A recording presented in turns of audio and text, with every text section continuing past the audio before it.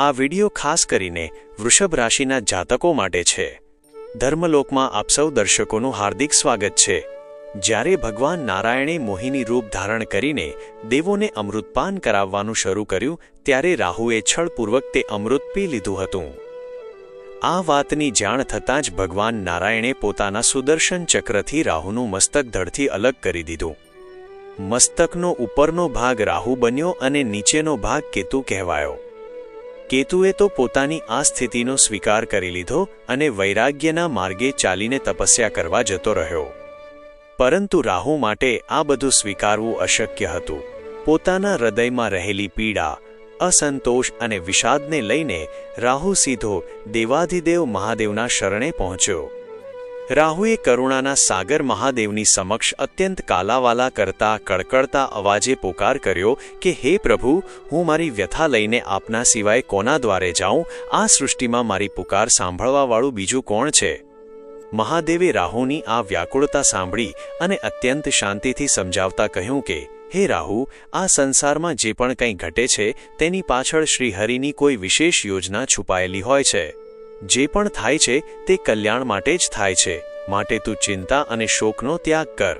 મહાદેવે રાહુને સાંત્વના આપતા એક એવું અદ્ભુત વરદાન આપ્યું જે આજ સુધી તેમણે કોઈને આપ્યું ન હતું। મહાદેવે રાહુના મસ્તકને ઉપાડીને પોતાની મુંડમાળામાં સ્થાન આપી દીધું। રાહુને સાક્ષાત મહાદેવના હૃદય નજીક સ્થાન મળી ગયું। મહાદેવે વરદાન આપતા કહ્યું કે અત્યારે સતયુગ ચાલી રહ્યો છે, પણ જ્યારે કળિયુગ આવશે ત્યારે તું જ આ કળિયુગનો રાજા કહેવાઈશ। સંસારની તમામ મોહમાયા, તીવ્ર ઈચ્છાઓ અને આકાંક્ષાઓનો તું સ્વામી બનીશ। મનુષ્યના મનમાં જાગતી ઈચ્છાઓ અને તેને પૂરી કરવાની તીવ્ર તડપનો તું જ પ્રેરક બનીશ। શરૂઆતમાં જ્યારે 7 મુખ્ય ગ્રહો હતા ત્યારે મહાદેવના આશીર્વાદથી જ રાહુ અને કેતુનો સમાવેશ કરીને નવગ્રહ મંડળની રચના થઈ। રાહુ તે સમયથી કળિયુગની પ્રતીક્ષા કરી રહ્યો હતો। મહાદેવે તે સમયે રાહુ પર મોટી કૃપા કરી હતી અને હવે ફરી એકવાર મહાદેવની એવી જ અપરંપાર કૃપા રાહુ પર થવા જઈ રહી છે। ઓગસ્ટ મહિનાની શરૂઆતમાં જ એક અત્યંત મહત્વપૂર્ણ ઘટના આકાશમંડળમાં આકાર લઈ રહી છે, જેની સીધી અને સકારાત્મક અસર વૃષભ રાશિના જાતકોના જીવન પર જોવા મળશે। રાહુ ધનિષ્ઠા નક્ષત્રમાં પ્રવેશ કરવા જઈ રહ્યો છે અને એપ્રિલ 2026 સુધી આ જ નક્ષત્રમાં બિરાજમાન રહેશે। ધનિષ્ઠા નક્ષત્રમાં રાહુનું આગમન એ વાતનો સ્પષ્ટ સંકેત છે કે તમારા ભવિષ્ય માટે એક બહુ મોટી સકારાત્મક યોજના તૈયાર થઈ ચૂકી છે। ધનિષ્ઠા નક્ષત્ર પોતે જ સમૃદ્ધિ અને અથાગ ધન સંપત્તિનું નક્ષત્ર માનવામાં આવે છે, જેના અધિષ્ઠાતા દેવ અષ્ટવસુ છે, જે મનુષ્યની તમામ મનોકામનાઓ પૂર્ણ કરનારા છે। આ નક્ષત્રના સ્વામી સેનાપતિ મંગળ છે। જો તમારા જીવનમાં અત્યાર સુધી કોઈ વાતને લઈને ભય, ભ્રમ કે અસુરક્ષાની ભાવના ચાલી રહી હતી તો હવે ચિંતામુક્ત થઈ જાઓ। રાહુ જો ભય અને ભ્રમ ઉત્પન્ન કરે છે તો મંગળ નિડરતા, સાહસ અને નિર્ણાયક સ્પષ્ટતા આપે છે।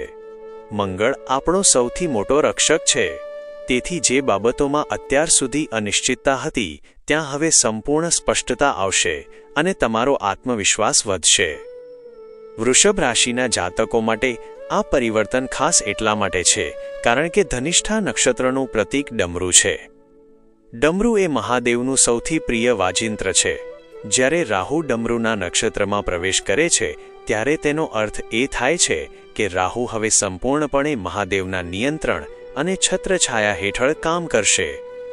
આ સમયગાળા દરમિયાન રાહુ ખૂબ જ સક્રિય થઈને શુભ ફળ આપશે।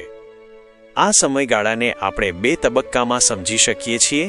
પ્રથમ તબક્કો ઓગસ્ટથી ડિસેમ્બર સુધીનો રહેશે, જ્યાં રાહુ તમારા કરિયર અને કર્મક્ષેત્ર પર પ્રભાવ પાડશે। રાહુ ક્યારેય સ્થિર બેસી રહેતો નથી અને હવે તેને મંગળની ઉર્જા મળી છે, જે આપણને યોગ્ય દિશામાં સાચા કાર્યો કરવાની શક્તિ આપશે। કરિયરમાં તમારી જે પણ મોટી આકાંક્ષાઓ હતી તેને પૂરી કરવા માટે રાહુ તમને સાચો માર્ગ બતાવશે।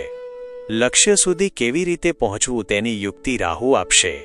આ સાથે જ રાહુની શુભ દ્રષ્ટિ તમારા ધન સ્થાન પર પડી રહી છે। રાહુ નાની મોટી સફળતાથી સંતોષ માનતો નથી, તે મોટા પાયે આર્થિક પ્રગતિ કરાવે છે। તમારી આર્થિક સ્થિતિ અત્યંત મજબૂત બનશે અને આવકના નવા સ્ત્રોત ખુલશે। જો તમે નોકરીમાં ફેરફાર ઈચ્છતા હોવ કે વ્યાવસાયિક સ્તરે કોઈ નવો નિર્ણય લેવા માંગતા હોવ તો આ સમયગાળો ઉત્તમ તકો લઈને આવશે. જે લોકો વિદેશ સાથે જોડાયેલા કામકાજમાં છે અથવા વિદેશ જવાની ઈચ્છા રાખે છે તેમને માટે સફળતાના દ્વાર ખુલશે.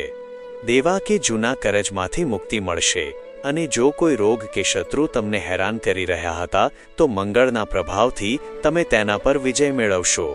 બીજો તબક્કો ડિસેમ્બરથી શરૂ થઈને એપ્રિલ 2026 સુધી રહેશે. આ સમય દરમિયાન રાહુ તમારા ભાગ્યસ્થાનમાં પ્રવેશ કરશે. ભાગ્યસ્થાન એ ધર્મ અને ઉચ્ચ જ્ઞાનનું સ્થાન છે. ઘણા લોકો એવું માને છે કે માત્ર વૈરાગ્ય જ ધર્મના માર્ગે લઈ જાય છે, પરંતુ ઈશ્વરને પામવા માટે કે જીવનમાં શ્રેષ્ઠ સિદ્ધિ મેળવવા માટે જે તીવ્ર જુનૂન અને શક્તિ જોઈએ છે તે રાહુ પૂરી પાડે છે. આ સમયમાં તમારો ભાગ્યોદય 10 ગણી ઝડપથી થશે. આ સમયગાળામાં રાહુની દ્રષ્ટિ તમારી પોતાની રાશિ પર રહેશે, જેનાથી તમને સાચી કાર્યનીતિ અને બુદ્ધિ પ્રાપ્ત થશે. તમારી અંદર એક અદ્ભુત આત્મવિશ્વાસ અને જોખમ લેવાની ક્ષમતા ઊભી થશે, જે તમને સફળતાના શિખરે પહોંચાડશે. સંતાન પક્ષ તરફથી કોઈ સારા સમાચાર મળી શકે છે. જો તમે કોઈ સર્જનાત્મક કે ક્રિએટિવ ક્ષેત્ર સાથે જોડાયેલા છો તો તમારી કળાને મોટું સન્માન મળશે. આ સમયગાળા દરમિયાન કોઈ મોટી મિલકત કે લાંબા ગાળાનું રોકાણ કરવાના યોગ પણ બની રહ્યા છે. આ અદ્ભુત સમયનો પૂરો લાભ લેવા માટે મહાદેવની કૃપા મેળવવી અત્યંત સરળ છે. તમારા પૂજા ઘરમાં અથવા ઘર નજીકના શિવ મંદિરમાં એક નાનું ડમરું અર્પણ કરો. જ્યારે પણ તમે ઘરે પૂજા આરતી કરો ત્યારે આ ડમરું અવશ્ય વગાડો.